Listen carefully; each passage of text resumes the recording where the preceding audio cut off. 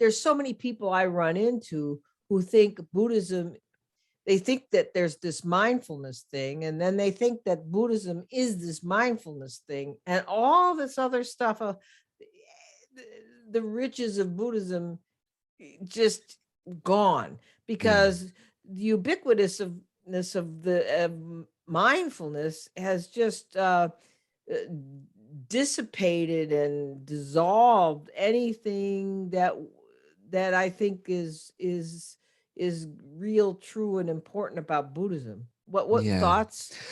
Well, we could talk for a very long time about this, and obviously Because it's puzzled me a little bit because, you know, Tibetan Buddhism is very, very precise. So right, the word mindfulness is a very specific thing that kind of fits together with 100 other things, right, and it's not forgetting. You know, so in our tradition, mindfulness, the way it's translated, is not forgetting, and it's the right, ability of your mind to just stay with the object.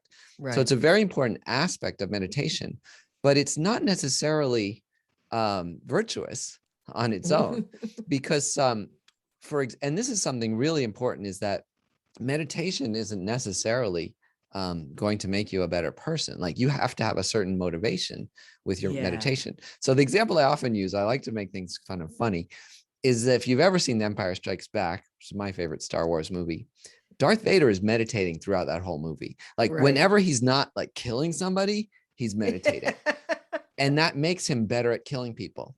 But the thing is, it's not just fiction, right? The US military, they use meditation for some good things, actually, treating PTSD. They also use, quote, mindfulness to train soldiers so that they will pull the trigger and not be shaking and freaking out about killing another person. They train them with the specific mindfulness practices to kill people. Right. So it's really important to realize that, like, mindfulness on its own, it won't lead you to a virtuous state of mind. Like, it could lead you anywhere because it teaches you how to focus. Of course, there is I think the people who teach mindfulness don't, they mean it to be beneficial. And the Buddha did teach this four foundations of mindfulness. You know, it is also a specific practice of meditation, and very, very beautiful. So at its best, the mindfulness is becoming aware of everything you do, so that you stop acting automatically. So that's very, very powerful, right? You become aware. You also become in the present. So you're not worrying about the past. You're not planning for the future. So these are the benefits of like a healthy mindfulness. But yeah, I'm been very, very concerned. It's actually a big reason why I started the podcast, was just to put another voice out there about the bigger world of Buddhism and other forms of meditation and analytical meditation, and the importance of your motivation and a vector and a structured way of thinking. That, because to put it more simply, you could say mindfulness could help you focus, you know, your mind, but then you have to decide where to steer it. And then Right. that's the Right. benefit of analytical meditation, is that once you have some self-awareness and some ability to focus and be in the present, that's great, but it's actually not enough to develop yourself as a human being. Then you have to decide, I want to steer myself towards kindness, love, generosity, wisdom, patience, because you can use mindfulness just as a therapy, which is Right. fine, actually.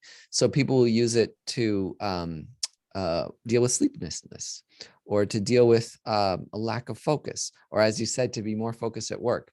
And, you know, I saw that in myself too, actually, as I was meditating, that sometimes I would use my meditation practice more as a kind of crutch, so that I could deal with a lot of the annoying things and things I didn't like, or even ethical things I disagreed with, to push it down and just like compartmentalize the meditation, then go be focused and work hard, you know, at my job. And I think that is not the point. So I think, yes, meditation does work as a therapy. It'll help, you know, with sleeplessness, with focus and so on, Anxiety. Yeah. anxiety. But that's like, it's like 1% of the benefit of meditation, because the point of meditation is to bring out your best qualities and to make your life meaningful, and make every moment joyful, you know, which may sound cheesy to some people, but it is possible. I see it in my teachers, and I feel it in myself a lot of the time, you know, very much because of the meditation practice.